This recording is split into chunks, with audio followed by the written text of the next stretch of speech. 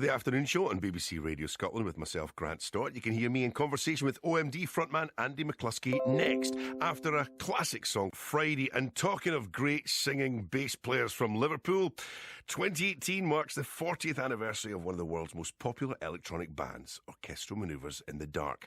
Pretending to See the Future is a brand new OMD biography which promises to take the reader on a journey from their Merseyside beginnings into the 1980s and beyond, covering a string of top 40 hits that includes Enola Gay, Souvenir, Joan of Arc, Locomotion and US Smash If You Leave. It also covers their breakup in the 90s and their return in 2006. It's an oral history mixing hundreds of fan anecdotes with memories from the band, their collaborators, other musicians and admirers garnered from 40 years of recording and performing. It also includes a commentary from OMD founders Paul Humphreys and Mr. Andy McCluskey, who I'm delighted to say is in our BBC Merseyside studio now. Andy, welcome to the show. Thank you, Grant. What a build-up. I'm impressed by myself now.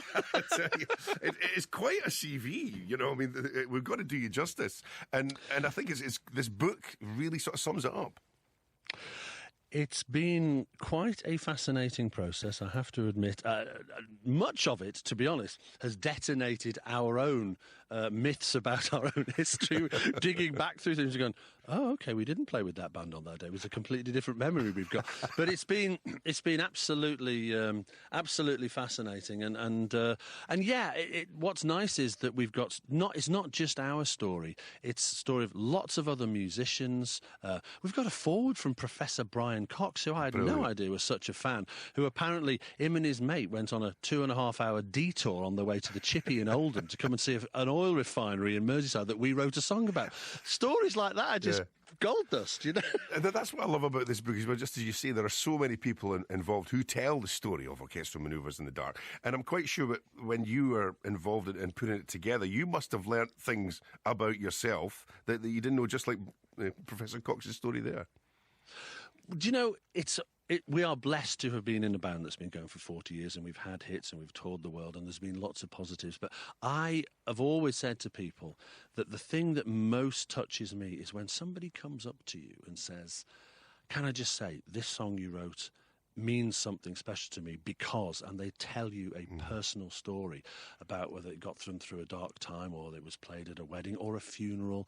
And that's when you realise that, you know, all those millions of records you sold, all those thousands of faces that you see are all individuals who have got a moment for you in their lives. And it's a great honour.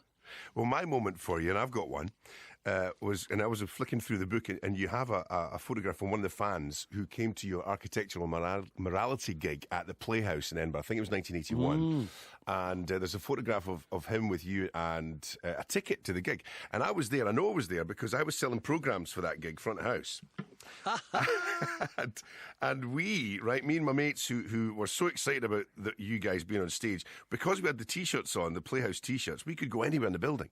So we went straight backstage as you finished the gig and pretty much hijacked you as you came off stage, bombarding you with programmes and album covers and asked you to sign.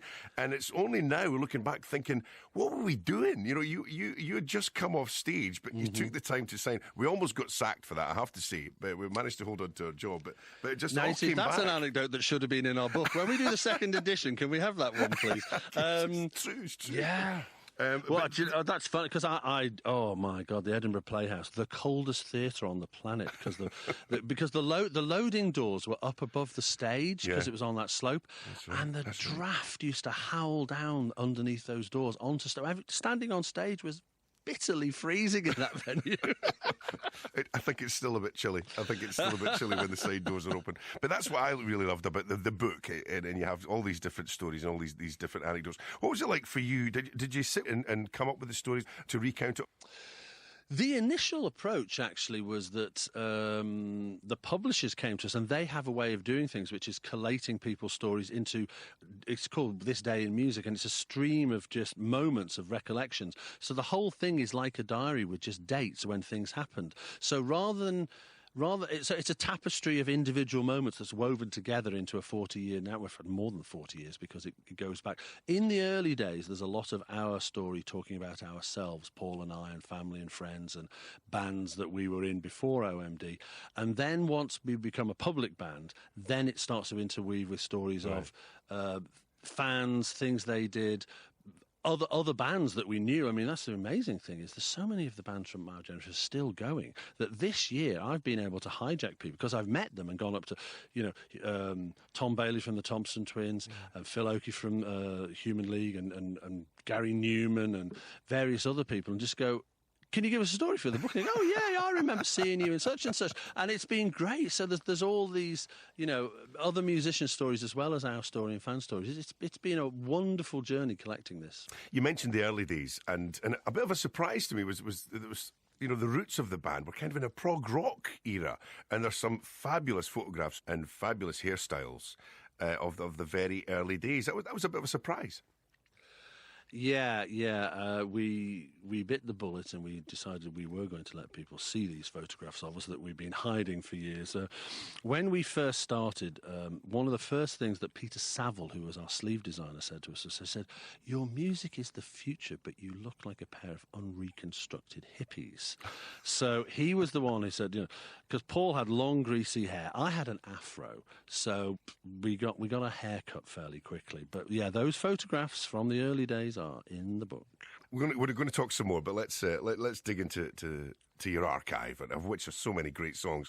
Ian and our producer and I had to have a right good chinwag as to which one we were going to feature. But we'll want to go for this one, and there's reasons that I want to speak to you about it, and we'll get to that in just a minute. But here, one of the very early tracks. This is Electricity, or Electricity, as I have to call it now, from Orchestral Manoeuvres in the Dark. From OMD, featuring the vocal talents of my guest today, Andy McCluskey. Electricity, I've got to call it that. Just that the way it's sung in the song is the way I have to pronounce it whenever I'm playing that record. And what also comes out in the book is, I remember listening to these songs back at the time. You're thinking, it was the electronic era. There was, music was coming out, and everyone was saying, it's just been made by computers. But the process that it took to make these songs was quite elaborate, and it took ages, didn't it? Oh yeah, we had no computers in those days. It was all very much played by hand, and I mean that track there, the bass drum was played off the synth by just hitting a key. The snare drum was a real snare being hit. All of the white noise, the ch-ch-ch sound, was all played by hand. It was very manual, and we did that in our mate's garage, and we were just bouncing between tape recorders. We didn't have enough channels. We didn't have a multi-track tape, so it was really primitive stuff. We spoke to Gary Newman on the show earlier on this year, and I was fascinated to see how he treated his songs, our friends Electric and Cart and such, having played them so much, and does he tinker with them? Does he change them? What's your approach when it comes to these songs? Do you try and change them, or do you want to stick to the original sound? We're, we stick with the original sound. Our attitude is that that's the way we did them, that's the way we envisaged them, and that's the way people know them. So we try to be pretty strictly stick to the arrangement and the sounds. I know other people get bored of their big hits and the songs they've played thousands of times. To me, it's like, bless you, this song's been good to me. I'm going to treat it with reverence and play it exactly like you remember it, folks, And another song that's been very good to you was Enola Gay. We played that earlier on. And this was the first OMD single which was just written by you. And Paul wasn't keen on it, am I right? I know, it's hard to imagine now, isn't it? There was arguments in the band about a song that went on to sell 5 million. No, it's rubbish, don't want that released. But yeah, it was essentially because, it was probably one of the first songs that was ever written by one or the other of us. And so it wasn't Paul's baby. He wasn't involved in creating it. In fact, actually, the reason why it was written by myself and myself alone was because at the time we were both on the dole, and because he turned down every job offer they'd given him, he was made to do some community work, carrying a brick hod, repairing the local outdoor swimming pool. The thought of Paul Humphreys carrying a hod is hilarious. But whilst he was out in the freezing cold repairing the local outdoor swimming pool, I was round at his house writing Enola Gay. And there was a little bit of a sort of yin and yang, because history almost repeated itself a few years later with Souvenir. Yes, the very next single Paul wrote on his own, and it wasn't my baby, and I had immense difficulty adjusting to it because I thought it was a bit syrupy, a bit too sweet, a bit nice, and nothing I tried to try and make it a bit more rough and edgy worked. So eventually it was released as it was. And of course, 6 months later I get over myself and I go, oh yeah, it's beautiful. I should have shut up and gone on with it. But that's clearly what's made it work between the two of you. You went on to have huge success throughout the 80s. We'll have to touch on when you went your separate ways. What's your take on it? What's your recollections of when you both called it a day back then? It was, the biggest problem, and I hate to say this, but the biggest problem was money and the lack of it, because we signed a deal that was appallingly bad. And even when we negotiated it, for all the millions of records we sold, we didn't have very much money. Now, it's not that we did this for the money, but it was just we were always chasing our tails. By the end of the 80s, having sold tens of millions of records, we owed the record company £1 million. We were exhausted from working. We were like, why are we doing this? It's just, had we been one of the bands who had a better deal, we just would have been able to take more time. So, I mean, it sounds really boring and horrible to mention money, but it wasn't the fact that we wanted loads of money. We weren't living in castles, Mm-hmm.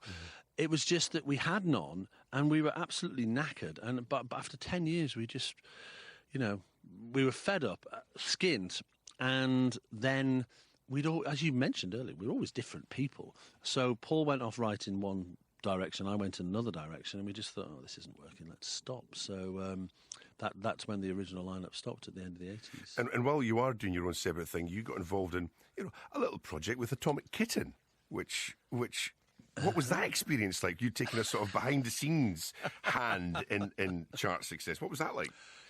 I just felt I had to, because, I carried on with the band into the 90s and was quite successful. But by 96, with grunge and Britpop, it just seemed like a band perceived as an 80s synth band was kind of past the sell-by date. So I was still conceited enough to think I could write a hit. I just needed somebody else to sing it. And lo and behold, had I known earlier, 3 attractive teenage girls would get me my first #1. I might never have started Orchestral Manoeuvres in the dark. That's maybe where it went all wrong. Indeed, yeah. But you and Paula are back together now and recording again and performing live. Yeah, it's been incredible. We decided when we got back together again we were going to be like the early days. We're just going to do it because we believed in it. But the important thing is to not make music that's self-indulgent, because you can disappear up where if you're just doing it for yourself. Fortunately, when we play new songs, the audience don't all just go to the bar or the toilet. So we must be doing something right. Yeah, so 3 new albums that have all charted high, lots of gigs. We'll be round again playing in Scotland at the end of next year, but the tickets haven't gone on sale. And we are loving it, and as long as we're loving it, I'm not sure there'll be another 40 years, but we'll certainly be continuing. Well, we will look forward to having you back in Scotland, and I promise I will not be mugging you when you come off stage this time round. I love your story, Grant. I love that story. No, listen, we'll have to do another book and we'll get that one. We'll get that one as a wee footnote. Yeah, brilliant. Lovely to speak to you. Andy, a real treat. Thanks very much for coming on the show. Andy McCluskey there. Orchestral Manoeuvres in the Dark, Pretending to See the Future by Richard Houghton is published on the 13th of December by This Day in Music Books. Just follow links on the links on the Afternoon Show webpage if you want to find out more about it. Definitely worth investing in if you are a fan. Coming up after